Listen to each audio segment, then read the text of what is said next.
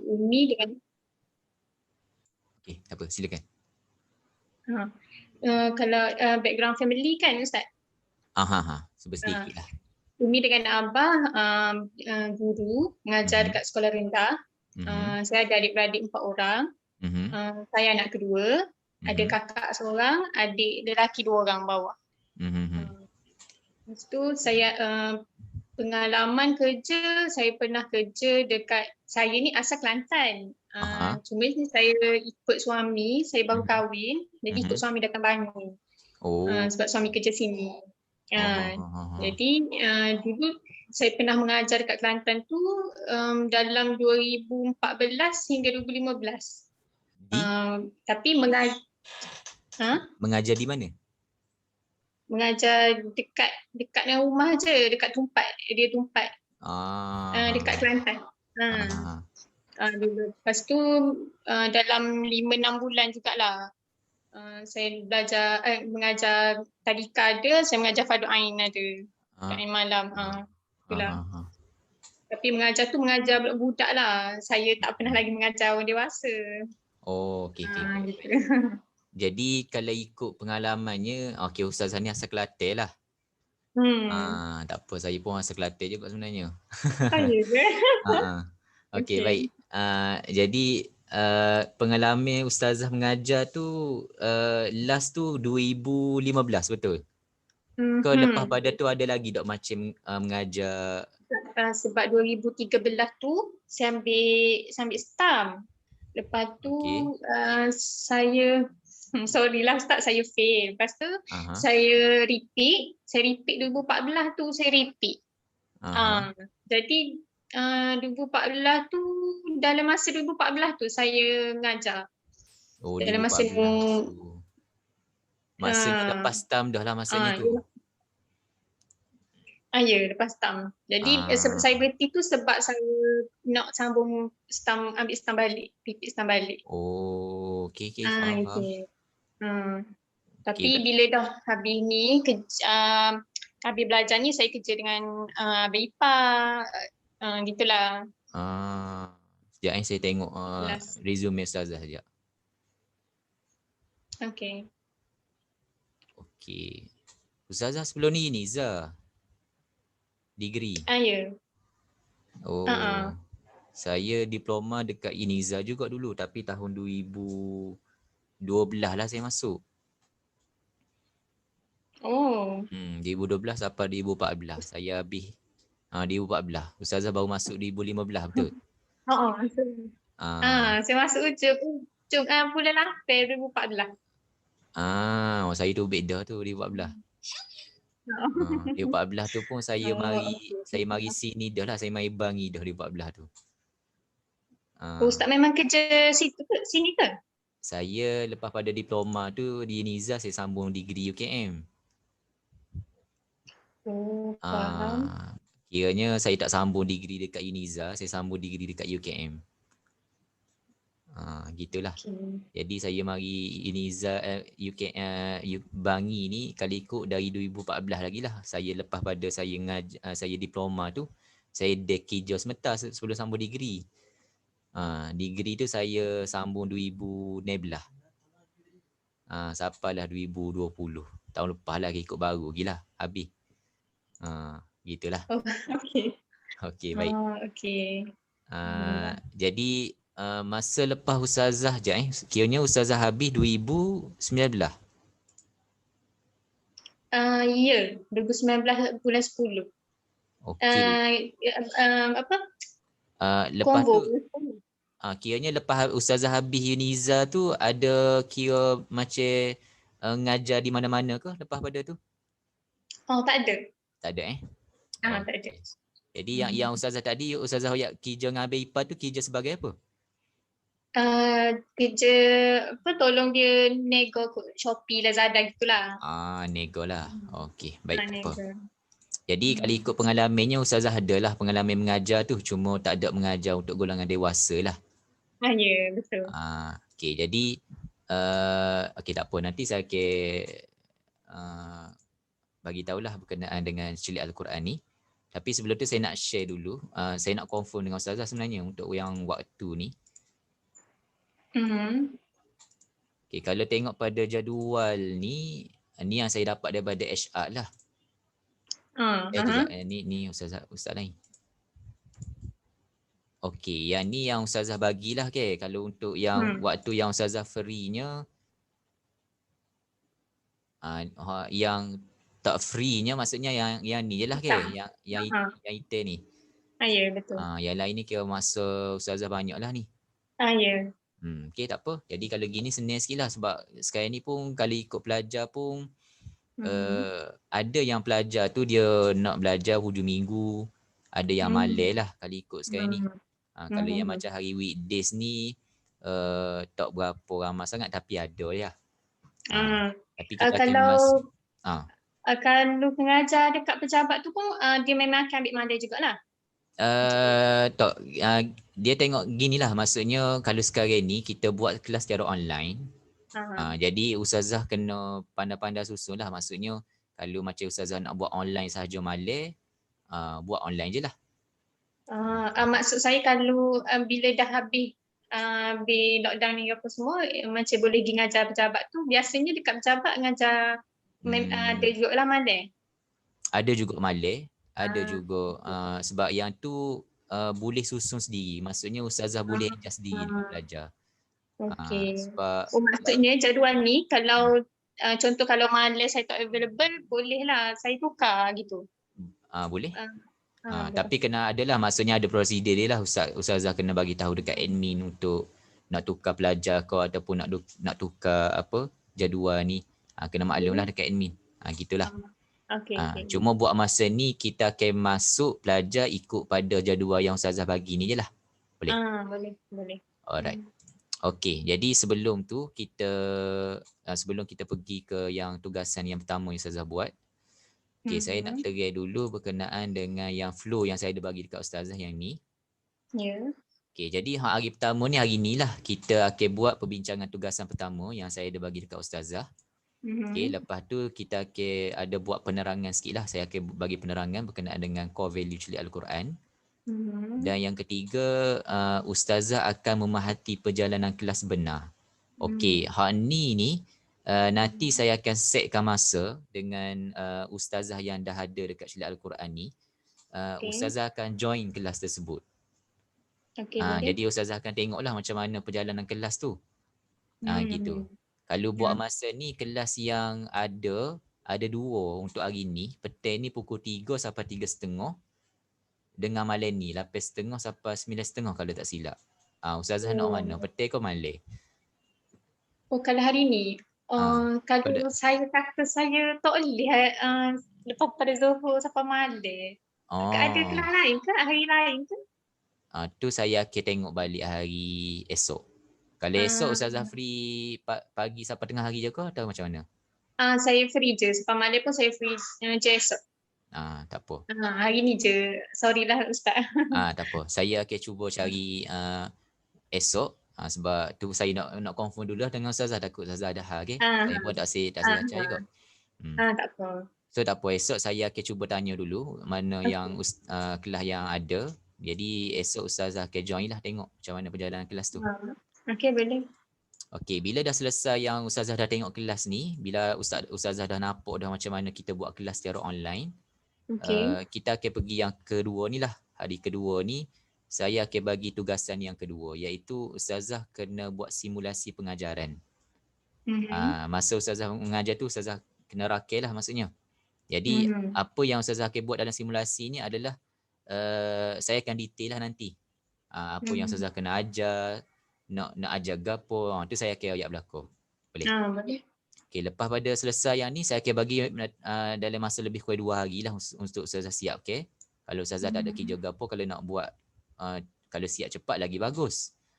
Boleh maksudnya buat video, rakam. Rakam je. Gitu. Gitu. Ya, okay. Lepas tu Ustazah pun atas saya pun tengoklah. Saya tengok, saya bagi ulasan dan Ustazah bersedia pula yang untuk simulasi secara langsung.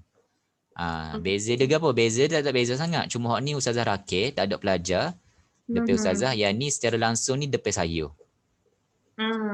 Jadi yang ni bukan kata uji ke apa lah, ni sebagai latihan sahaja. Jadi saya yakin betul lah mana Ustazah kena perbaiki dari segi penerangan apa semua tu lah. Boleh? Okay, bila dah selesai ni simulasi ni, sebelum masuk ke hari keempat ni Ustazah akan ada macam ujian lah, test. Test ni sama juga, test Ustazah akan mengajar, tapi mengajar dengan bukan dengan saya lah, dengan ada kita akan pilih siapa-siapa pelajar. Jadi Ustazah Hakim mengajar tu seolah-olahnya macam memang pelajar Ustazah betul lah. Gitu. Jadi Ustazah akan mengajar pelajar tersebut dan kita akan nilai lah dari situ. Tengok macam mana Ustazah ni boleh ke tidak. Bila okey, kita akan masuk, kita akan pergi ke next step lah. Hari keempat ni latihan penggunaan SKMS. Yang ni penggunaan SKMS ni lebih kepada sistem lah, macam mana Ustazah nak guna sistem ni untuk rekod bacaan pelajar. Okey. Itu saja. Okey, boleh. Okey, setakat ni flow ni je lah. Ada apa-apa soalan Ustazah nak tanya saya? Tak ada. Tak ada. Alright. Okey, baik. Okey, saya mudah saja, tak susah lah. Okey, kita pergi kepada apa yang tadi? Yang ni. Sebab sini ada juga nama Ustazah Syakirah. Saya pun jadi nak panggil Syakirah, aku nak panggil Siti. Panggil Syah. Ustazah Syah pun tak apa, Ustaz. Ustazah Syah, okey, beres. Okey, jadi kita tengok dulu yang Ustazah buat ni. Okey. Dah ni tak? Tuan Rozan ni kan? Okey, 5 perkara yang Ustazah nyatakan dalam apa yang Ustazah tengok. Yang pertama, Ustazah nyatakan sini, Tuan Rozan tidak dapat memberi perhatian lebih kepada Al-Quran kerana sibuk bekerja. Sudah lama, apa ni jadi gini ni?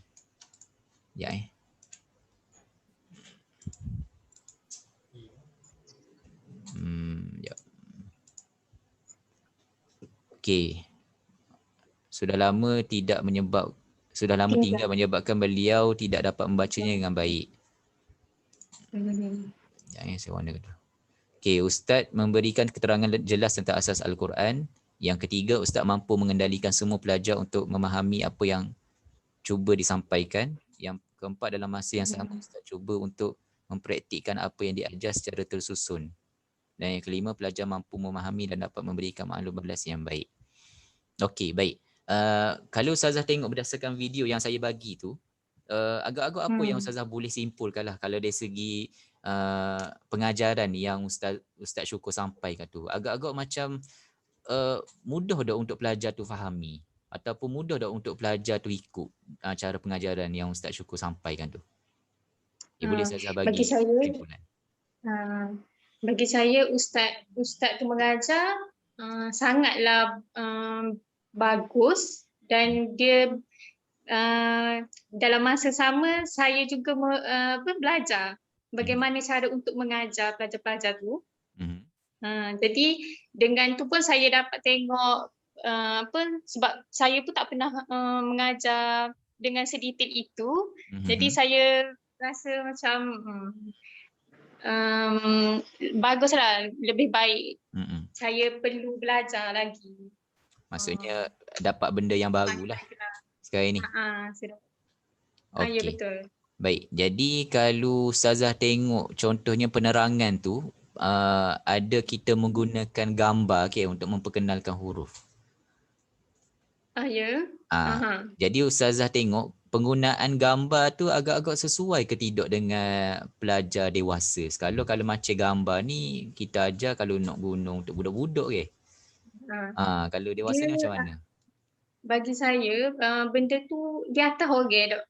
Ada setengah orang dia boleh kalau kita nak ajar terus. Macam ada certain kita ajar terus dia akan faham. Tapi ada orang dia jenis kita perlu detail, sedetail-detailnya. Kita kena bagi satu-satu ke dia. Baru dia boleh turut-turut gitu. Itulah. Maksudnya dia so okey je cara mana-mana kita tengok atas individu tu. Okey.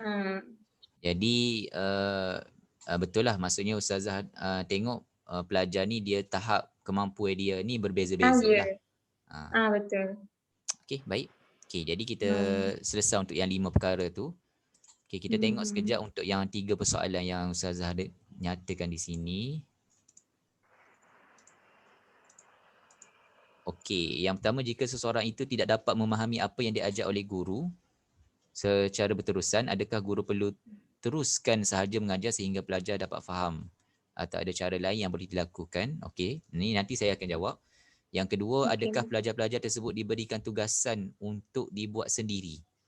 Atau hanya mengajar dari slide sahaja? Okey, nanti sekejap lagi saya jawab juga. Yang ketiga, biasanya berapa lama masa yang diambil untuk setiap pelajar dapat faham apa yang dipelajari? Adakah guru mempunyai target? Okey, persoalan Ustazah ni semua saya akan jawab nanti sekejap lagi. Alright, cuma saya nak ayat dulu yang 5 perkara yang Ustazah boleh ambil lah daripada video tersebut. Okey. Yang apa yang Ustazah buat tu tak ada salah apa, cuma saya nak tahu pandangan sahaja. Okey, jadi apa yang boleh Ustazah ambil, yang pertama adalah kalau tengok berdasarkan video tu, guru Ustaz Syukur dia menggunakan gambar. Okay. Jadi penggunaan gambar tu sebenarnya untuk memudahkan pelajar mengenal huruf. Jadi walaupun kita tengok pelajar ni golongan dewasa, tak semestinya pelajar dewasa ni tak boleh menggunakan gambar lah. Jadi penggunaan gambar ni sebenarnya rasanya lebih mudah lah untuk pelajar tu ingat huruf. Mungkin sebelum ni kalau pelajar dewasa lah, dulu dia ngaji tak ada nak kait dengan gambar ni. Jadi bila ada gambar ni rasanya lebih mudah untuk mereka tangkaplah huruf tersebut, terutamanya huruf-huruf yang selalu keliru. Boleh? Okay, itu yang pertama. Yang kedua, memberi semangat kepada pelajar untuk belajar mengaji. Ini penting. Maksudnya kalau Ustazah tengok pun dalam video tu, Ustaz Syukur ada dia melontar kata-kata semangat lah ataupun tahniah kepada pelajar supaya mereka ni rasa bersemangat lah nak mengaji. Sebab semangat ni kadang-kadang manusia ni kadang-kadang semata naik, semata tak semangat. Gitulah. Jadi kita kena sentiasa bagi semangat kepada pelajar. Boleh? Okey, baik. Itu yang kedua. Yang ketiga adalah memberi respon pada bacaan pelajar tersebut. Jadi kalau Ustazah tengok dalam video tu, dia melibatkan ramai pelajar. Kalau tengok secara umumnya, memang Ustaz Syukur adalah sikit memberi respon apa yang pelajar tu baca. Tapi kalau dalam kelas yang sebenarnya macam itulah jugalah, lebih kurang. Maksudnya tapi cuma beza dia tu nanti saya akan bagi tahulah. Tapi dalam kelas bila Ustazah tengok, bila pelajar tu baca, Ustazah akan respon. Respon kalau betul kita akan pujilah bacaan tersebut. Maksudnya kita puji usaha dia.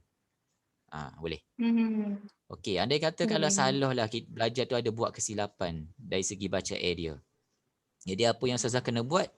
Kita menegurlah dia.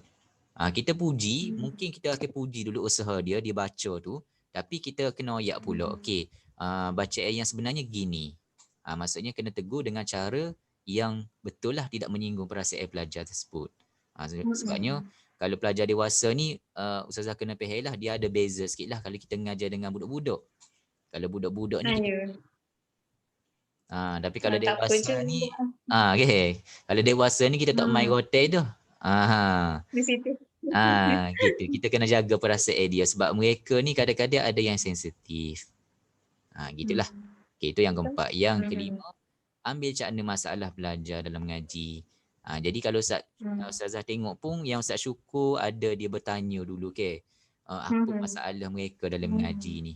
Kalau kita tak tahu masalah mereka, susah sikit lah kita nak baiki dia tu. Jadi kita kena tahu dulu apa. Setiap masalah ni memang berbeza lah. Ada pelajar ni memang tak kenal langsung huruf. Ada pelajar ni mungkin ada dia kenal ada sikit-sikit tapi ada tukar bila sambung. Ada juga gitu. Gitu. Boleh? Boleh. Okey, jadi itu 5 perkara yang Ustazah boleh ambil lah daripada video. Okey, sekarang ni saya nak pergi kepada berkenaan dengan syariat Al-Quran lah sikit. Ya, apa letak ni?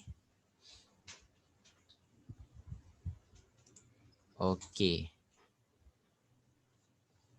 Okey, jadi kelas yang Ustazah akan handle nanti, maksudnya yang Ustazah akan ajar, kita panggil dia sebagai kelas bimbingan individu.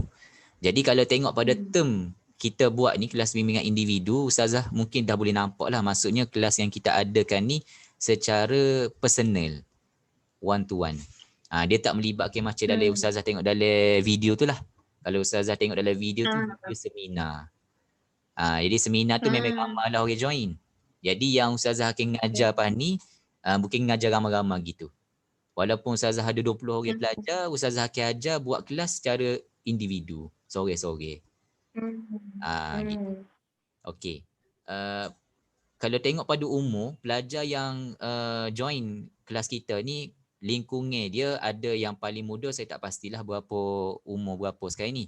Tapi memang kita tak ambil yang pelajar sekolah rendah ataupun sekolah menengah. Memang kita ambil boleh kata 18 ke atas lah. Dan lingkungan dia lebih kurang ada yang umur 40 60 ada maksudnya boleh saya ringkasnya ada yang masih bekerja, ada yang dah pencen. Tapi banyaknya gitulah pelajar yang dah orang kata berusia lah. Tapi ada je yang muda 20 lebih, 30 lebih pun ada. Gitu. Okey.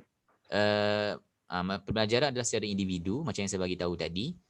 Jadi kita buat individu ni sebab apa? Sebab nak mudah ke ustazah kawal lah pelajar tersebut. Sebab pelajar pun memang mereka ni nak belajar secara personal. Kebanyakannya memang dia cari celik Al-Quran ni sebab kita buat personal gini. Mudah sikit lah dia nak tanya kau nak gapo. Okey, dan yang keempat, setiap pelajar ni dia menggunakan modul dan sistem yang sama dari celik Al-Quran. Jadi bila pelajar ni daftar dengan kita, mereka akan belilah modul. Jadi dekat celik Al-Quran ni ada 2 modul saja, celik huruf dengan celik tajwid. Okey. Jadi pelajar ni memang dia akan mula start daripada awal belakang. Jadi ustazah tak perlu risaulah takut ada pelajar yang boleh baca Quran teguh kau, tak ada. Maksudnya pelajar tu memang kita akan masuk untuk yang memang mula daripada awal. Kenal huruf. Lepas dia kenal huruf, masuk tajwid. Lepas tajwid baru masuk Quran. Gitulah step dia secara asasnya. Boleh? Boleh. Okey, jadi bila dah ada modul, gapo yang ustazah kena buat? Ustazah kena kuasai modul tu lah. Modul dah ada dah. Cuma ustazah kena pandai pula macam mana nak guna modul tersebut. Contohnya sebagai modul celik huruf contohnya. Dalam huruf tu gapo ustazah kena kuasai. Contohnya dari segi gambar, ustazah nak terangkan gambar tersebut. Nak biar pelajar tu faham, nak mudah dia ingat. Jadi sebab itulah kita buat training ni sebab nak bagi ustazah mudah untuk sapa tu lah. Boleh? Okey. Jadi sama jugalah modul yang celik tajwid pun ada juga. Tajwid macam mana kita nak ajar tajwid. Tajwid yang kita ajar kat sini lebih mudah lah sebab kita tak menggunakan kata tak ajar lah dari segi nama-nama hukum tu. Ada cara teknik yang kita ada sediakan. Macam mana. Jadi yang tu pun ustazah akan tengok lah berdasarkan video yang saya akan bagi nanti. Okey.